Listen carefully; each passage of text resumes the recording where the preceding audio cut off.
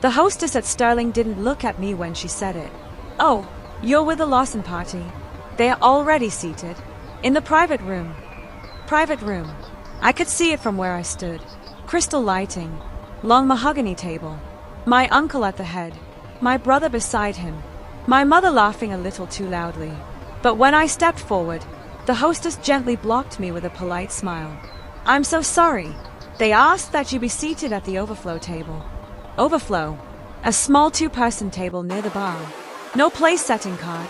No chair pulled out in anticipation. Through the glass partition, I watched my family avoid looking at me.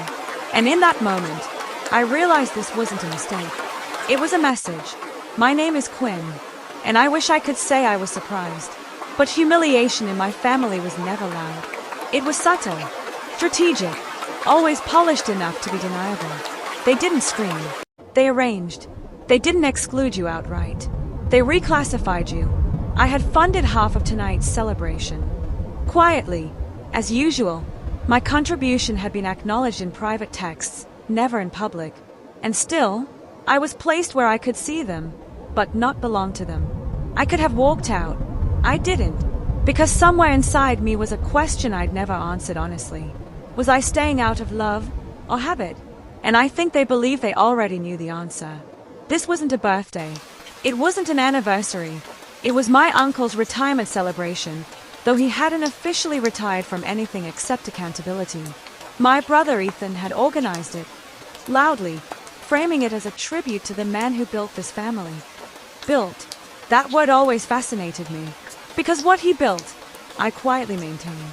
For the past 6 years, I'd been the one covering shortfalls, helping with legal fees when my cousin's startup collapsed, paying deposits when my brother overextended himself, transferring money to my mother when things were tight, which they always were, mysteriously, after family dinners like this. Never publicly, never acknowledged, always assumed. They introduced me to friends as Quinn. She works in consulting. They never mentioned that I own equity in 2 firms. They never mentioned that I pay the tax penalties when Ethan forgot deadlines. In this family, contribution was invisible if it came from me. Respect was inherited. Responsibility was assigned. And tonight, watching them toast in that private room while I sat beside the bar, I understood something uncomfortable. They weren't embarrassed by my success. They were comfortable with my silence. And the longer I stayed quiet, the more entitled they became. Inside the private room, my uncle raised his glass, and Ethan turned, finally meeting my eyes. He didn't look apologetic. He looked certain. The waiter came to my table 10 minutes later. Not to take my order, to clarify something. "Miss Lawson," he said carefully, "your brother mentioned you'd be handling the evening's arrangements. Should I direct the final invoice to you?" There it was, not a request, an assumption. I looked through the glass again. My brother was mid-story now, animated, performing generosity that wasn't his, handling the arrangements. Translation, financing the spectacle. This wasn't new. It was patterned. Invite me late, seat me separate, publicly minimize, privately charge. I could already hear Ethan's voice later, light, joking. "Come on, Quinn. You know how this works." Yes, I did know how this worked. And for the first time, instead of feeling embarrassed, I felt curious, because something in me had shifted from reacting to observing. I asked the waiter one calm question. Did he say that in front of a table? The waiter hesitated. "That's what I thought," I said. Inside the room, my mother avoided my direction entirely. They were so certain I would absorb this quietly. But certainty makes people careless, and I had just stopped feeling small. I stayed at the overflow table, not because I accepted it, but because leaving would have given them an easier narrative. Quinn is dramatic. Quinn overreacts. Quinn always makes it about herself. From the bar, I could hear fragments through the half-open private room door. Laughter. Silverware. My brother's voice rising above the rest. "To family," Ethan declared. Family. The word landed like irony. Halfway through the main course, Ethan finally stepped out. Not to apologize, not to move me, but to perform concern. "Hey," he said lightly, leaning against the wall near my table, "I hope you're okay out here. The room's just full. Full. There were 2 empty chairs I could see from where I sat today. I'm fine, I said evenly. He nodded, satisfied. No invitation. No correction. Then, lower, so only I could hear. By the way, I told them you've got tonight covered. It'll mean a lot to Uncle. Not can you? Not would you mind? Told them. And before I could respond, he smiled and slipped back inside, as if the matter were already settled. At my table, the second place setting remained untouched. It felt symbolic. They weren't just excluding me socially. They were assigning me financially. And the confidence in his tone told me something dangerous. He had never imagined I might say no. By dessert, my phone buzzed. A family group text. Ethan, thanks again. Q, you're a lifesaver. Uncle, knew we could count on you. Aunt Melissa, you've always had such a generous heart. Always. Not successful. Not accomplished. Generous. I stayed at the screen, feeling that familiar tightening in my chest, the quiet rewriting of reality. Because if I objected now, I wouldn't be refusing a bill. I'd be rejecting gratitude. And gratitude, when preemptively assigned, is one of the cleanest forms of pressure. I could already hear it. After everything this family's done for you. It's just money, Quinn. Why make this awkward? I hadn't agreed to anything. But the narrative had already been drafted. From inside the private room, my mother finally stepped out. She approached my table slowly, her smile careful. Sweetheart, she said softly, don't take the seating personally. You know how sensitive your uncle is. Sensitive? I swallowed. So I sit alone? I asked. She exhaled as if I were exhausting her. It's just for tonight, and it would mean so much if you handled the bill. Ethan said you offered. Offered. There it was. The distortion. And for a split second, a dangerous, old reflex, I wondered if I had somehow implied it. If maybe my silence had been interpreted as consent. That's how it always worked. They pushed. They reframed. They softened it. And I questioned myself. But something was different tonight. Because I remembered clearly. I had said nothing. And when my mother reached across the table and squeezed my hand, her voice gentler now. Don't embarrass us. I realized the embarrassment had already been assigned. Just not to them. When the waiter approached with the leather folder, he didn't hesitate this time. He placed it directly in front of me. The room had grown louder, louder than necessary. Performative laughter. Glasses clinking. A celebration stretching just long enough to make the moment theatrical. I didn't open the folder immediately. Ethan walked out again. Slower now. Casual. Predictable. Everything good? He asked, eyes flicking briefly toward the check. I opened it. $2,100. Wine pairings. Private room surcharge. A vintage bottle I hadn't seen but could imagine my uncle insisting on. No one else stepped out. No one else volunteered. They didn't need to. This was the part where I would sigh, pull out my card, preserve the illusion. I could feel the weight of expectation more than the cost itself. Ethan leaned closer. I'll transfer you my share later, he said, the same line he'd used 3 dinners ago. The transfer that never came. From inside the room, I heard my uncle say, loudly, Quinn's always been the responsible one. Responsible. Which meant compliant. I slid my finger slowly along the edge of the folder. The waiter stood still, waiting. Ethan's confidence didn't waver, because in his mind, the story was already written. And for a second, just long enough to scare me, I considered paying it. Not because I wanted to, but because walking into that private room and refusing would fracture something permanent. And my family had always relied on my fear of that fracture. Ethan smiled faintly. You're not going to make this weird, right? The question wasn't about money. It was about obedience. I closed the folder gently. And for the first time, I didn't feel defeated. I felt precise. I didn't answer Ethan. Instead, I stood. Not abruptly. Not dramatically. Just enough to shift the angle of the room. Through the glass partition, I could see them more clearly now. My uncle mid-laugh. My aunt scrolling through her phone. My cousin already calculating leftovers. My mother adjusting her bracelet. A nervous habit she never noticed. They weren't watching me. Because they didn't believe they had to. Ethan misread my silence as surrender. I could see it in his posture, relaxed shoulders, the faint relief in his joy. He thought the hard part was over. It wasn't. I stepped past him and gently pushed open the private room door. The air inside was warmer, heavier, louder. Conversations paused, not completely, just enough to register movement. My uncle looked up first. "Quinn! There she is," he boomed. "We were just saying how reliable you are." "Reliable?" I smiled. Small, contained. "I heard," I said. No anger, no tremor, just observation. And for the first time, I noticed something subtle. Their confidence wasn't strength. It was habit. And habits crumble when they are interrupted. I held the check folder in my hand. But I didn't open it. Not yet.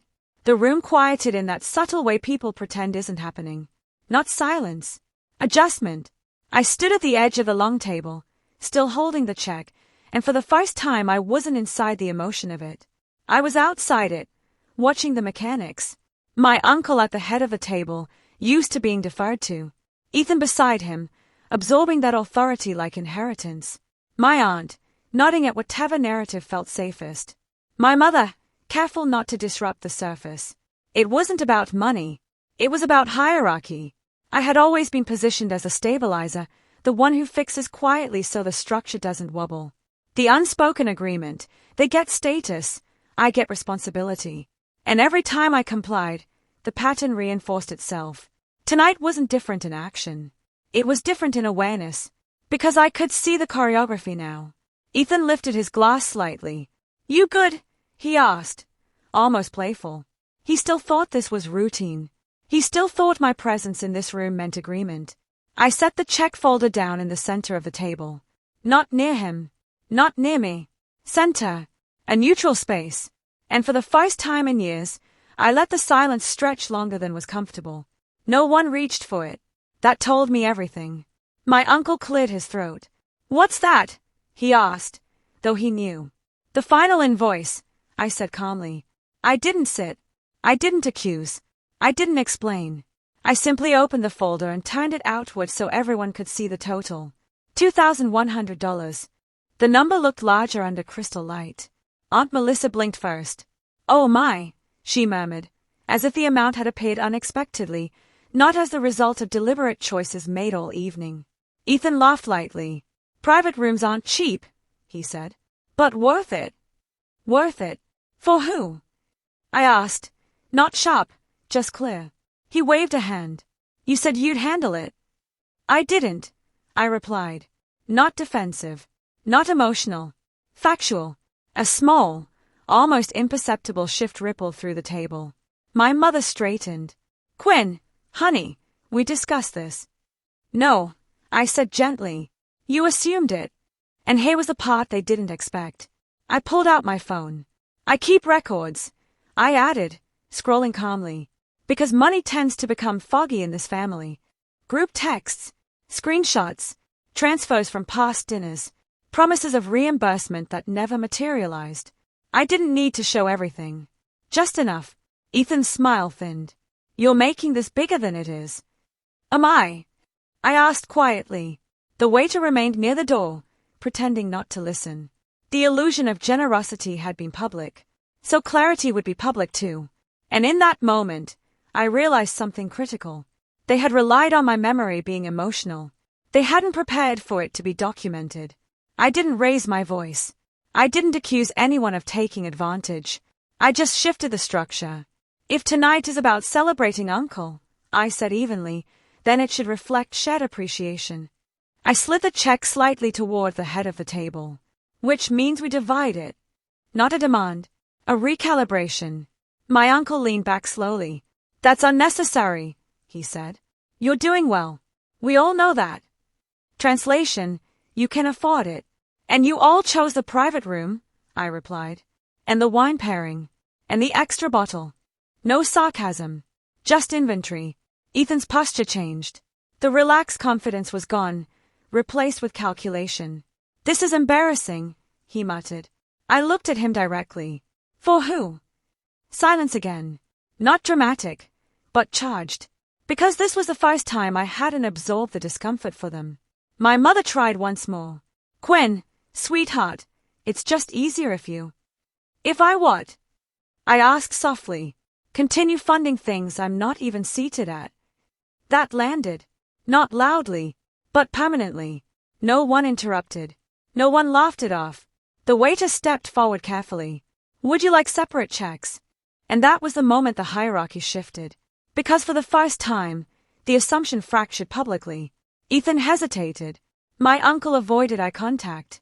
And I didn't move. Yes, I said to the waiter. Separate checks. The words weren't loud, but they were final. The waiter nodded and stepped forward with professional neutrality, something I suddenly respected more than the performance of loyalty sitting around that table. Plates were shifted, items recalculated, wine redistributed on paper. It was almost surgical. And the private room, the space I had been quietly excluded from, no longer felt like theirs. It felt exposed. My uncle cleared his throat. This is turning into a spectacle. No, I replied gently. It's turning into accuracy. Ethan leaned forward. You're really doing this? Over dinner? Not over dinner, I said. Over pattern.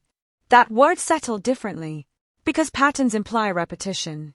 And repetition implies evidence. The waiter began asking polite clarifying questions. Who ordered the Reserve Cabernet? Who added the chef's tasting upgrade? Small questions. Neutral tone. But each answer required ownership. And ownership had never been the family's strength. My mother stayed at the tablecloth now. She wasn't angry. She was unsettled. Because this wasn't the Quinn she knew, the one who absorbed tension to preserve comfort. This version wasn't louder. She was steadier.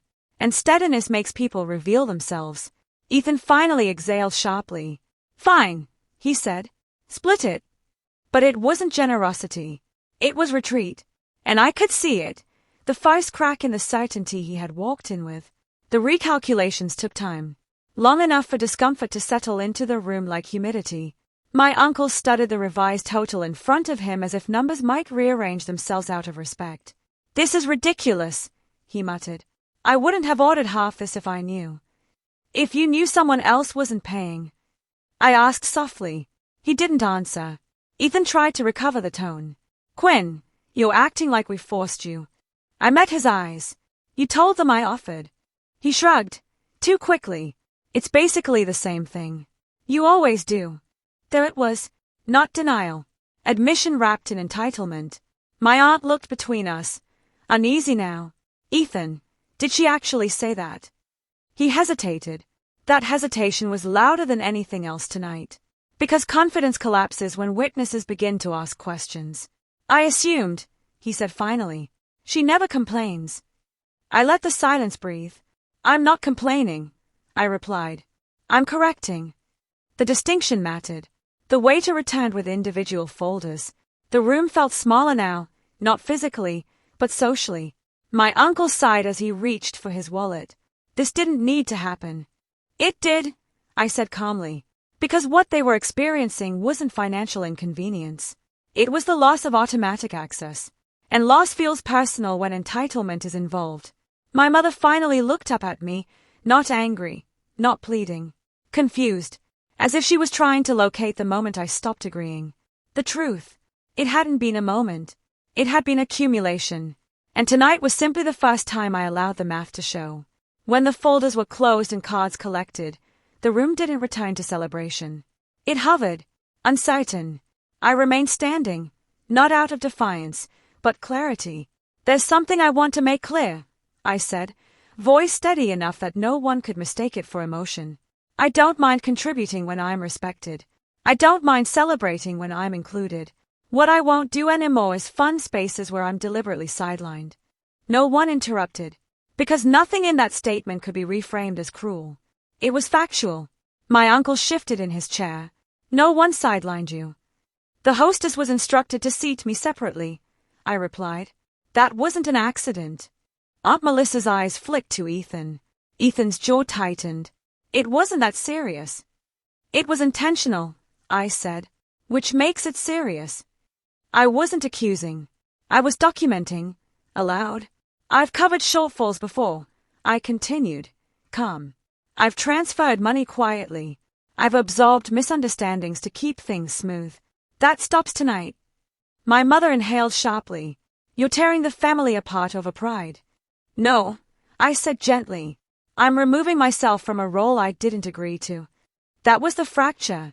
Not explosive. Not dramatic. Structural. Because I couldn't argue with boundaries without admitting they preferred access. The waiter returned with receipts. Cards were signed in silence. And for the first time in years, the weight in my chest wasn't guilt. It was space. Dinner ended without a toast. People left in stages, controlled exits, polite goodbyes that felt rehearsed. Ethan avoided eye contact. My uncle's handshake was brief, cooler than usual, as if financial independence had somehow insulted him. But something had shifted. Not in volume. In access. The next week, the family group chat was quieter. Requests didn't come immediately. When they did, they were phrased differently. Would you be willing? Instead of you've got this, right? Language had adjusted. Because assumption had been challenged publicly, Ethan transferred his portion of the bill 3 days later, without commentary. It wasn't apology. It was recalibration. My mother called me separately. Not to scold. To ask, carefully, are we okay? That question had never been asked before. Not when I funded things. Not when I complied. Only when I stopped. And that told me everything about how value had been measured. I didn't cut them off. I adjusted proximity. Invitations came. I chose selectively. Money stopped flowing automatically. Silence stopped meaning consent. And slowly, the dynamic reorganized around that absence. Not warmer, but clearer. I still see my family, just not from the overflow table. If I'm invited, I confirm details. If I contribute, it's explicit. If something feels off, I say it, early. The surprising part wasn't their reaction. It was mine. I thought setting boundaries would feel like war. It didn't. It felt like gravity correcting itself. My relationship with my mother shifted slowly. Without financial shortcuts between us, conversations became simpler. Sometimes uncomfortable, but real. I built distance where distance was necessary. I built connection where respect existed. And somewhere along the way, I stopped measuring love by how much I was willing to absorb. The night at Sterling wasn't about $2,100. It was about a chair. A small seat near the bar that represented exactly how much space I had been allowed to take. Now, I take my own seat. And if there isn't one at the table, I don't fund it. I build my own.